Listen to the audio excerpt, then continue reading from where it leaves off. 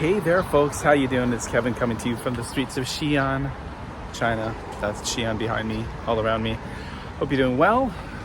I wanted to start making some more frequent, regular vlogs like I used to. I always say I'm gonna do this, and I don't always do this, but we're settling into Xi'an. I just want to give you some updates. So we're back here in China, settling in, new city, new place, learning lots of new things, discovering lots of new things. It's our third city in China, so it's really interesting, the comparisons and contrasts of different cultures, the way people are, they behave, kind of general mannerisms and stuff. And one thing we've realized, and it's something that my entire family agrees, is that the people here in Xi'an, number one, they're incredibly friendly, which is fantastic, very friendly to us. And they seem a lot more relaxed than in other places we've lived, more chill. So when you have people in general who seem more chill and friendly, it's a fantastic combination. So I've just been at work all day. I've been at like I was at new staff orientation last week for a few days, and this week has been all staff training for our school. I teach at an international school. Students will be all coming tomorrow to get their schedules, to find out, what their classes are, who their teachers are for the new school year. And the new school year begins on Monday. So we've got 1 weekend left before then. My wife and kids have been at home, settling into the neighborhood, exploring, learning things, just kind of relaxing and recovering. When you move, like any kind of transition, it's really tough, because leading up to leaving the place we were in Malaysia, right? We had to downsize all of our belongings by a substantial amount. We had to pack up the house, and then we had to spend the time living in a house that was empty. Eventually getting to the point where, you don't really have the appliances and all that, the plates, utensils, all those things. So it's kind of like camping. Then we spent the month of July in Japan in a very small Airbnb, because that's one of the things, the repercussion, a ripple effect of kind of so many tourists going to Osaka, Japan, is that the price of accommodations has drastically gone up. So my in-laws live in a small place, so we can't stay with them, so we have to get Airbnbs, and the price of Airbnbs is absolutely, bonkers right now. So, even for a king's ransom, we were staying in a studio apartment. That's it, a studio apartment. We're staying in a studio apartment, and so we've got the whole family staying in the studio apartment. My kids aren't young anymore; they're not little. They're 15 and 12, so that's hard, and none of us were sleeping well. We weren't eating well so much, like a lot of takeout food. Japanese food's fantastic, but we're of course wanting to try all of our favorite convenient foods and breads and snack breads and stuff. So, but now we're finally settled in. We got our apartment. This is our neighborhood, a routine building, so things are good. We're sleeping well at night. I've had now finally like a week of great sleeps. Which is great, because that helps make the bags under the eyes go away, which you can't see because I'm wearing sunglasses. I'm not going to take these off because I don't want you to see the bags, what's left of the bags, but they're dissipating. So Expat is a delivery company, JD, which means Jingdong. Another delivery company, so those are delivery drivers organizing parcels that get delivered to people's houses. We've got all these, and this is kind of standard fare in a lot of places. I know it's kind of similar in Korea as well, from years ago when I lived there, but you'll have these apartment communities, apartment villages, and kind of street level, you have a lot of different shops. So pharmacies and convenience stores and hair salons, barber shops, all those kind of things, little tiny mom and pop grocery shops. And in the evenings, especially once it gets cooler, there's a lot of people out and around. It's really hot though right now. You can hear the cicadas. It is super hot. I had no idea how hot Xi'an would be. It's crazy hot. It's hotter than Shenzhen. It's hotter than Malaysia, but in a different way. It's pretty dry heat here.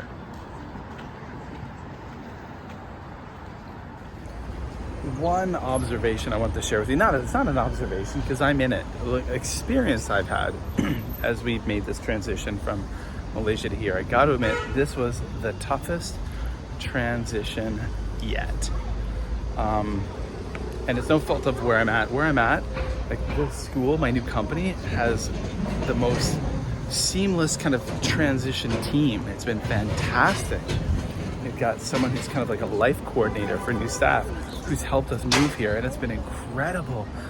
I've never been at a place where we had someone, a full dedicated staff member who's just helping us in every turn, and that's been great. But it's a combination of my kids' age now that they're older, it's been harder to transition, harder to move. Because when kids are little, they're just like, we'll go anywhere you want, Dad, Mom. Or have to follow you, can we bring some toys? And that's it, they don't care. But as they get older, it becomes tougher for sure. And also maybe it could be just my age, my advancing age. You know, I'm in the best shape I've been in 15 years. You know, I eat well, I rest well, but dang man, it's been hard doing this move. So it's definitely become more of a challenge than in the past. And I've moved a lot over the years. I gotta do a tally of how many times I moved. Like even pre-kids, man, because I've moved a lot. Wow, it's something else. So I thought I was thinking of getting an e-bike, because I always had an e-bike. Like in Shenzhen, I had an e-bike for years, and they're so convenient to get around. But what I realized, my apartment village over here, there's another one, we're not allowed to park our e-bikes inside the compound. We're not allowed to park our e-bikes inside the underground parking lot. For fire hazard, I understand. The batteries on these e-bikes, you know, they're very volatile. They catch on fire sometimes, and when they catch on fire, oh boy. So I would have to park it far away. A lot of people park it outside the gates of the apartment, but I'd have, like normally, like when I lived in Shenzhen, I'd just charge my e-bike in the basement of my apartment building. There was a charging station. But now I have to bring it, like I have to walk or like an entire block away and charge it here. And these are the charging stations. So there's like a QR code, and you get like an app. You scan it, you get an app, and then you see there's numbers on the outlet, electrical outlet. So you plug in your e-bike.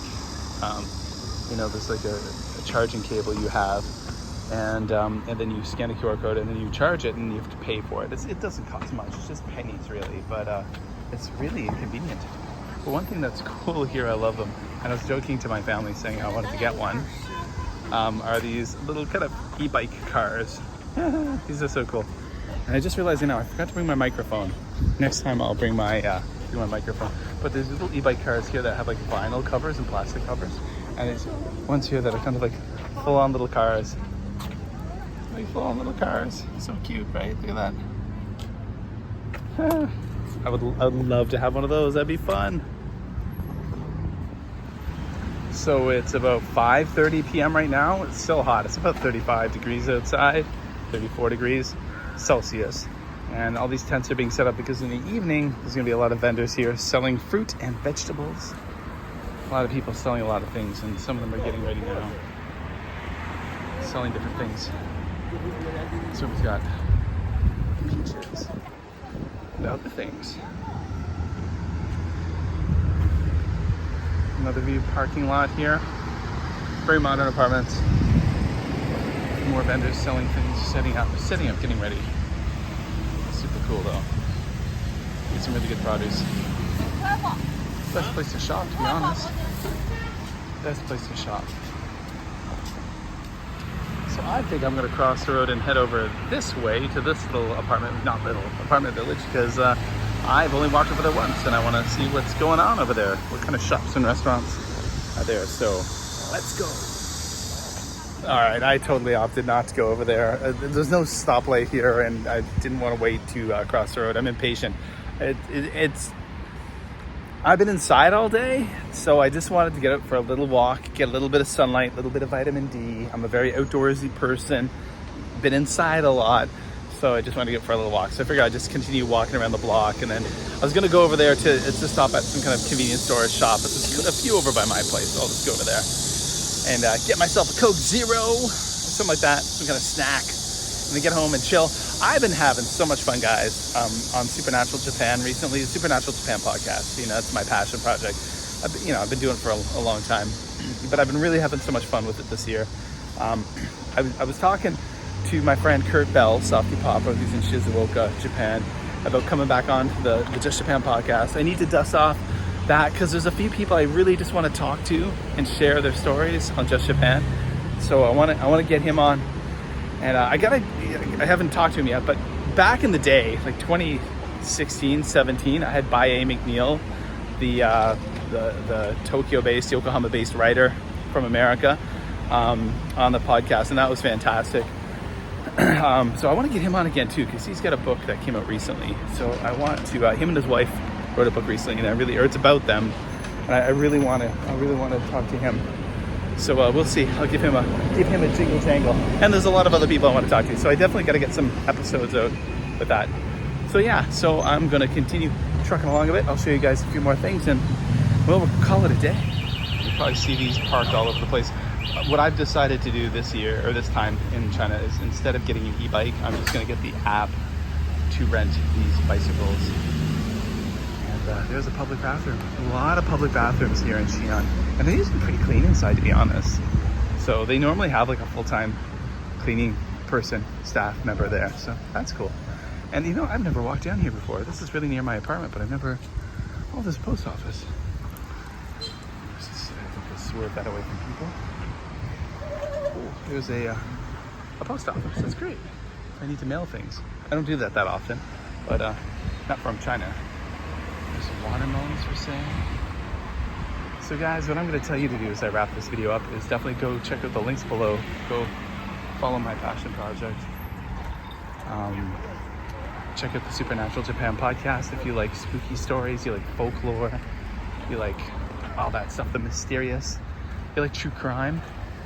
Go check out the Supernatural Japan podcast. Everywhere you listen to podcasts, links are below, my friends. Links are below. And that's it from Kevin here in Xi'an, China. Ooh, there's something going on over here, some food. All right, guys, check out all the links below. Go follow me on Instagram, follow me on Blue Sky, X, all those places. All the links are below.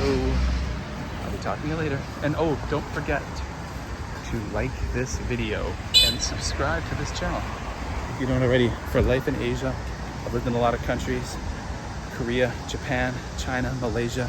I'm from Canada. My wife's from Japan. My kids are third culture kids they're global citizens. My kids are global citizens. So come and follow our exciting lives, because they are cool, man. Our lives are cool. We do cool things. All right, later, guys.